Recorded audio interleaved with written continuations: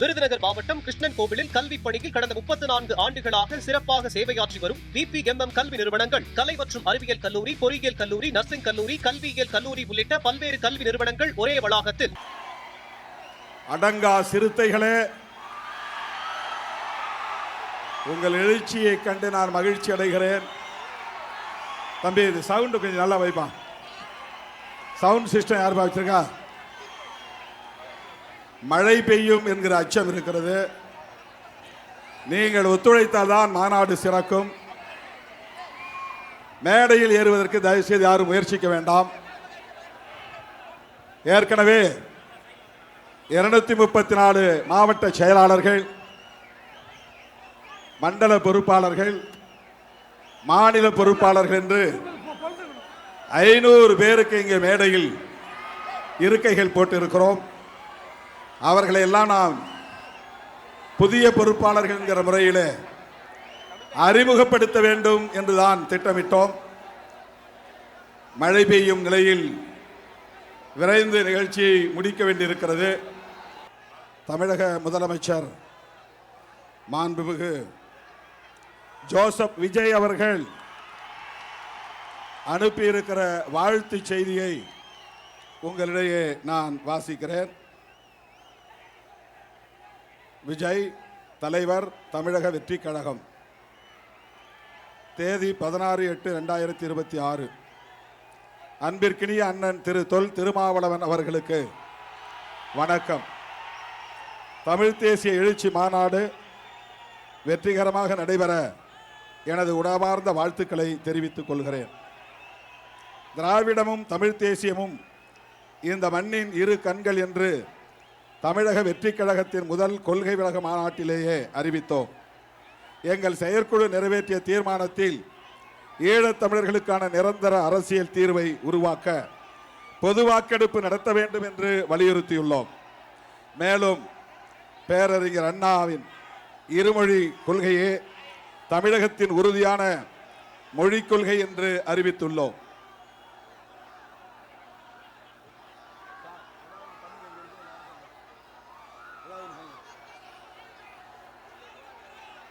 மேலும் இலங்கை கடற்படையால் தமிழக மீனவர்கள் கைது செய்யப்படுவதையும் அவர்களது படகுகள் பறிமுதல் செய்யப்படுவதையும் எதிர்த்து தமிழக வெற்றி கழகம் தீர்மானம் நிறைவேற்றியுள்ளது. தமிழக மீனவர்களின் உரிமைகளுக்காக உண்ணாவிரத போராட்டத்தையும் நடத்தியுள்ளோம். கச்சத்தீவை இடைக்கால தீர்வாக குத்தகை அடிப்படையில் இந்தியா கேட்டு பெற வேண்டும் என்றும் கழகம் அன்றே வலியுறுத்தியுள்ளது. தமிழக வெற்றி கழகத்தின் அதிகாரபூர்வ 2026 தேர்தல் ஆவணத்தில் தமிழ் அடையாளம் தனி அத்தியாயமாக இடம் பெற்றுள்ளது. தமிழ் மொழி, கலாச்சாரம், வரலாறு ஆகியவற்றை பாதுகாத்து மேம்படுத்துதல், தமிழ் மொழியின் பயன்பாட்டை விரிவுபடுத்துதல் உள்ளிட்ட பல்வேறு கொள்கைகள் அதில் முன்வைக்கப்பட்டுள்ளன. அதேபோல இலங்கை தமிழர்களின் உரிமையும் தனித்த முக்கியத்துவத்துடன் குறிப்பிடப்பட்டுள்ளது. இலங்கை தமிழர்களின் உரிமைகளை சர்வதேச அளவில் தொடர்ந்து வலியுறுத்துதல், அகதிகளுக்கு குடியுரிமை வழங்குதல் உள்ளிட்ட நிலைப்பாடுகளும் அதில் இடம்பெற்றுள்ளன. இவ்வாறு தமிழ் தேசிய சிந்தனை களத்தில் எங்களது அரசியல் பயணத்தை தொடர்ந்து முன்னெடுத்து வருகிறோம். இந்நிலையில் தாங்கள் முன்னெடுத்து வரும் இந்த தமிழ் தேசிய எழுச்சி மாநாடு எனக்கு மிகுந்த மகிழ்ச்சியை அளிக்கிறது. தமிழ் மொழியின் பெருமையையும் தமிழர் உரிமைகளின் அவசியத்தையும் தமிழ் தேசியத்தின் தேவையையும் உண்மைத்தன்மையுடன் உலகிற்கு எடுத்துரைத்து வரும் தங்களது முயற்சி பாராட்டுக்குரியது.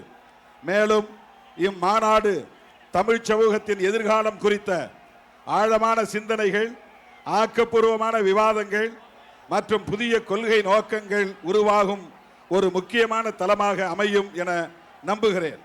இம்மாநாடு வெற்றிகரமாக நடைபெற்று தமிழ்நாட்டின் எதிர்கால வளர்ச்சிக்கான பல்வேறு ஆக்கப்பூர்வமான கருத்துக்கள், தீர்மானங்கள் மற்றும் செயல் திட்டங்கள் உருவாகிட வேண்டும் என மனமாற வாழ்த்துகிறேன்.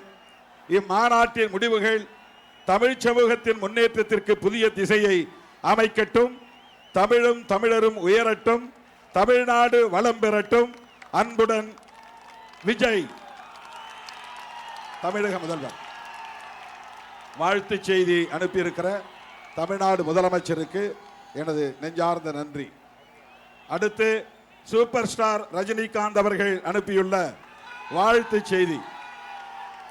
தனது 28ஆம் வயதில் கட்சி ஆரம்பித்து 36 ஆண்டுகள் கட்சியை கட்டி காப்பாற்றி தன்னுடைய கொள்கைகளையும் சித்தாந்தத்தையும் விட்டு கொடுக்காமல் ஒரு தொண்டனையும் இழக்காமல் ஆட்சியிலும் அதிகாரத்திலும் பங்கு வேண்டும் என்று ஓயாமல் போராடி அதனையும் சாதித்திருப்பவர் என்னுடைய அருமை நண்பர் திரு தொல் திருமாவளவன் எம்பி அவர்கள். 65வது வயதில் நுழையும் இந்த தருணத்தில் அவர் பெரும் பேரும் புகழும் பெற்று நல்ல ஆரோக்கியத்துடன் இருந்து மக்கள் சேவை செய்ய எல்லாம் வல்ல இறைவனை வேண்டுகிறேன். அவருக்கு எனது பிறந்த நாள் வாழ்த்துக்கள். அன்புடன் ரஜினிகாந்த். தமிழீழ விடுதலை புலிகள் தலைமைச் செயலகம் தமிழீழம் 20/7/2026 வாழ்த்து செய்தி அனுப்பியிருக்கிறார்கள். அது 3-4 பக்கங்கள், 5 பக்கங்கள். அன்புக்கும் பெருமதிப்புக்கும் உரிய முனைவர் தொல் திருமாவளவன் அவர்களுக்கு என்று தொடங்குகிற இந்த கடிதம் சமூக ஊடக தளத்தில் பதிவிடப்படும் என்பதை தெரிவித்துக் கொள்கிறேன். நீங்கள் உற்சாக மிகுதியால் எழுப்புகிற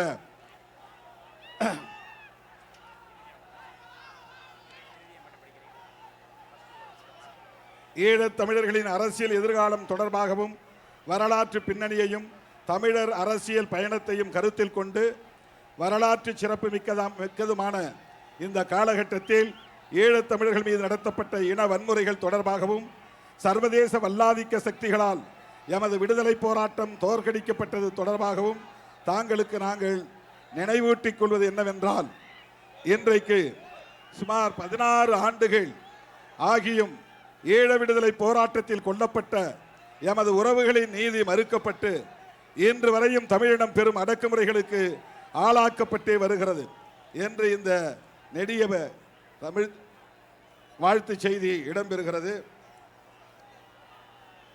இந்த வேளையில் வரலாற்று சிறப்பு மிக்கதும் தொப்புள் கொடி உறவுகளான தமிழக மக்களையும் இளைஞர்களையும் ஒரு குடையின் கீழ் அணிதிரள வேண்டி தமிழீழ அங்கீகார மாநாடு, வெல்லும் தமிழ் மாநாடு, தமிழர் இறையாண்மை மாநாடு, ஈழத் தமிழர் பாதுகாப்பு மாநாடு, கருத்துரிமை மீட்பு மாநாடு, மரண தண்டனை ஒழிப்பு மாநாடு போன்றவற்றை வெற்றிகரமாக நடத்திய விடுதலை சிறுத்தைகள் கட்சியின் தலைவர் முனைவர் தொல் திருமாவளவன் அவர்கள் இதன் தொடர்ச்சியாக எதிர்வரும் 2026 ஆவணி மாதம் 17ஆம் நாள் உளுந்தூர்பேட்டையில் நடைபெற இருக்கும் தமிழ் தேசிய எழுச்சி மாநாடு முன்பு எப்போதும் இல்லாத அளவுக்கு இளைஞர்கள் மத்தியில் வெற்றி பெற வேண்டும் என்று ஈழத் தமிழர்கள் சார்பில் எமது ஆதரவையும் வாழ்த்துக்களையும் தெரிவித்துக் கொள்கிறோம் என்று 2, 3, 4 பக்கங்கள் நீடிக்கின்றன. இதனை நாம் சமூக ஊடக தளத்தில் பதிவேற்ற இருக்கிறோம். கடைசி பக்கம் தமிழ்நாட்டில் தற்போது ஆட்சி செய்யும் அரசிற்கும் மத்திய அரசிற்கும் முனைவர் தொல் திருமாவளவன் தலைமையிலான அரசியல் கட்சி மற்றும் குழுக்கள் எதிர்வரும் ஆவணி 17ஆம் நாள் உளுந்தூர்பேட்டையில் நடக்கவிருக்கும் தமிழ் தேசிய மாநாட்டில் தனி தமிழீழ மற்றும் தனித்தமிழீழத்திற்கான பொதுஜன வாக்கெடுப்பிற்கான அழுத்தத்தை வழங்குமாறும் கேட்டுக்கொள்வதுடன் உளுந்தூர்பேட்டையில் நடைபெறவிருக்கும் தமிழ் தேசிய எழுச்சி மாநாடு சிறப்புடனும் தமிழக மக்களின் ஏகோபித்த ஆதரவுடனும் வெற்றி பெற எமது வாழ்த்துக்களையும் ஆதரவுகளையும் ஈழத்தமிழ் மக்களின் சார்பில் தமிழீழ விடுதலை புலிகள் இயக்கமாகிய நாம் தெரிவித்துக் கொள்கிறோம். புலிகளின் தாகம் தமிழீழ தாயகம். நன்றி. பொறுப்பாளர் ஈழவேந்தன், தலைமைச் செயலகம், தமிழீழ விடுதலை புலிகள். தோழர்களே, அண்ணன் இனமுரசு சத்யராஜ் அவர்களும் நடிகர் ராமராஜன் அவர்களும் வாழ்த்து செய்தி அனுப்பியிருக்கிறார்கள். வீர வணக்கம், வீர வணக்கம், வீர வணக்கம், வீர வணக்கம். புரட்சியாளர் அம்பேத்கருக்கு, தந்தை பெரியாருக்கு வீர வணக்கம், வீர வணக்கம். மாமேதை மார்க்சுக்கு வீர வணக்கம், வீர வணக்கம். விடுதலை சிறுத்தைகளின் வீர வணக்கம். தமிழ் ஈழ விடுதலை களத்தில் களப்பலியான தோழர்களுக்கு வீர வணக்கம், வீர வணக்கம். தமிழ் தேசிய எழுச்சி மாநாட்டில் 125 தீர்மானங்களை நாம் வரையறுத்திருக்கிறோம். அந்த தீர்மானங்கள் அனைத்தையும் இங்கே படிக்க இயலாது. ஆதலால் ஒரு சில தீர்மானங்களை இங்கே நான் வாசிக்க விரும்புகிறேன். சாதி ஒழிப்பு, மதச்சார்பின்மை, சுதந்திரம், சமத்துவம், சகோதரத்துவம் ஆகிய அரசமைப்பு சட்டத்தின் அடிப்படை கொள்கைகளை தமிழ் தேசியத்தின் அடித்தளமாக கொண்டு செயல்படவும், சாதியையும் சாதியத்தை பாதுகாக்கும் மதவாதத்தையும் எதிர்த்து அனைவருக்கும் சம உரிமையும் சமூக நீதியும் உறுதி செய்யும் தமிழ் தேசிய அரசியலை முன்னெடுக்கவும் இம்மாநாடு உறுதியேற்கிறது. இந்துத்துவ மத தேசியத்திற்கு எதிராக அனைத்து தேசிய இனங்களின் மொழி பண்பாட்டு அடையாளங்களையும் உரிமைகளையும் மதிக்கும் மதசார்பற்ற மொழிவழி தேசியத்தை கட்டி எழுப்பவும், தமிழ்நாட்டில் தமிழ் தேசிய எழுச்சியையும் இந்தியாவின் அனைத்து தேசிய இனங்களிடையே நல்லிணக்கம், நட்புறவு, ஐக்கியம் ஆகியவற்றையும் வளர்த்தெடுக்கவும் இம்மாநாடு உறுதியேற்கிறது. தம்பி இந்த பக்கமாக. இந்தியாவின் அனைத்து தேசிய இனங்களுக்கும் தன்னுரிமை, தன்னாட்சி அதிகாரம், மொழி மற்றும் பண்பாட்டு உரிமைகளை உறுதி செய்யும் வகையில் தேசிய இனங்களின் இறையாண்மையுடன் கூடிய ஒன்றிய கூட்டாட்சியை உருவாக்க வேண்டும்.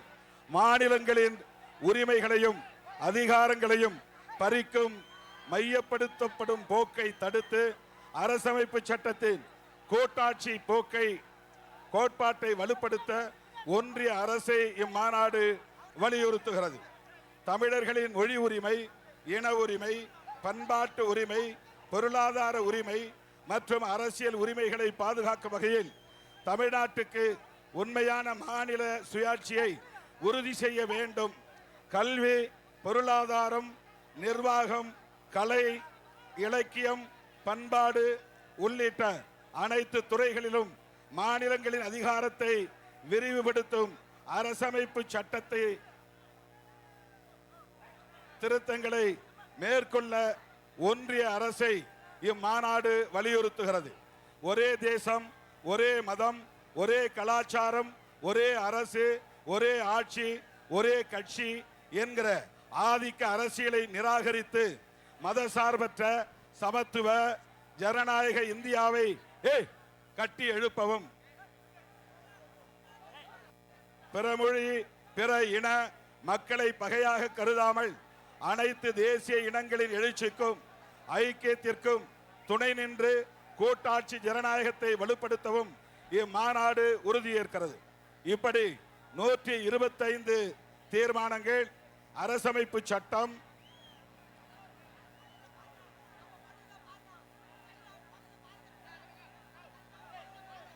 மொழி,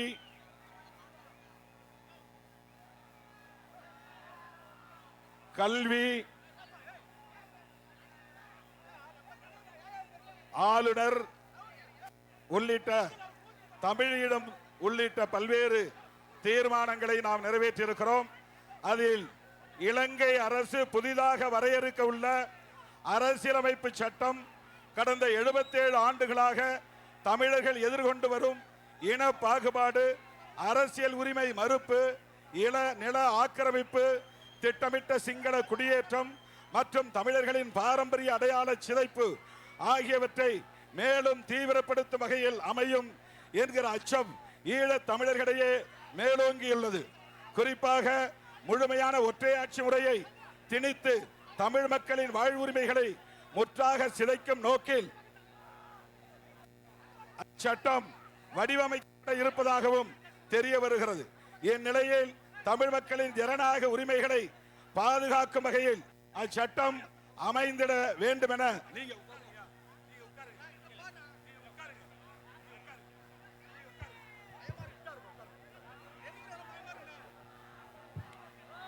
இச்சட்டம் அமைந்திட வேண்டும் என இம்மாநாடு இலங்கை அரசை வலியுறுத்துகிறது. இனச்சக்களுக்கு தனி தமிழீழம் ஒன்றே தீர்வு என்பதுதான் விடுதலை சிறுத்தைகளின் நிலைப்பாடாகும். எனினும் உலகெங்கும் வாழும் ஒட்டுமொத்த தமிழ் மக்களின் ஈழத் தமிழர்களின் கருத்தறியும் வகையில் பொது வாக்கெடுப்பை நடத்த வேண்டும் என இலங்கை அரசுக்கும் இந்திய அரசு உள்ளிட்ட அனைத்துலக சமூகத்திற்கும் இம்மாநாடு வேண்டுகோள் விடுக்கிறது. இப்படி தமிழீழம் தொகுதி மறு வரையறை உள்ளிட்ட 13 தலைப்புகளில் 125 தீர்மானங்களை நாம் நிறைவேற்றியிருக்கிறோம்.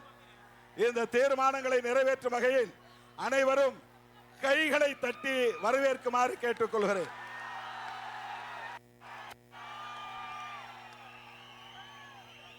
நூற்றி 25 தீர்மானங்களும் சமூக வலைத்தளங்களில் பதிவேற்றம் செய்யப்படும் என்பதை தெரிவித்துக் கொண்டு இந்த மாநாட்டின் அழைப்பை ஏற்று வருகை தந்த உங்களுக்கு நன்றி சொல்ல நான் கடமைப்பட்டு இருக்கிறேன். தோழர்களே, விடுதலை சிறுத்தைகள் கட்சி தமிழ்நாட்டில் தவிர்க்க முடியாத ஒரு அரசியல் சக்தி என்பதை இம்மாநாடு மீண்டும் உறுதிப்படுத்தி இருக்கிறது. கட்டுக்கடங்காமல் இங்கே அரங்கத்தில் இருக்கிற கும்பலை விடவும் கூட்டத்தை விடவும் சிறுத்தைகளை விடவும் வெளியிலே லட்சக்கணக்கான சிறுத்தைகள் திரண்டு நிற்கிறார்கள். உங்களுக்கு பாதிப்பு ஏற்படக்கூடாது என்கிற வகையில் நான் உங்களிடையே நீண்ட நேரம் பேச விரும்பியும் இந்த இக்கட்டான நிலையில் பேச இயலாத நிலையில் இருக்கிறேன். என்னுடைய அழைப்பை ஏற்று வருகை தந்த உங்கள் அனைவருக்கும் நன்றி கூறி அனைவரும் பாதுகாப்பாக கலைந்து செல்லுமாறு கேட்டுக்கொள்கிறேன். நாம் இப்போது அங்கீகாரம் பெற்ற கட்சியாக இருக்கிறோம். இனி வருங்காலத்தில் விடுதலை சிறுத்தைகள் தமிழகத்தின் ஆளுங்கட்சியாக வளர வேண்டும்.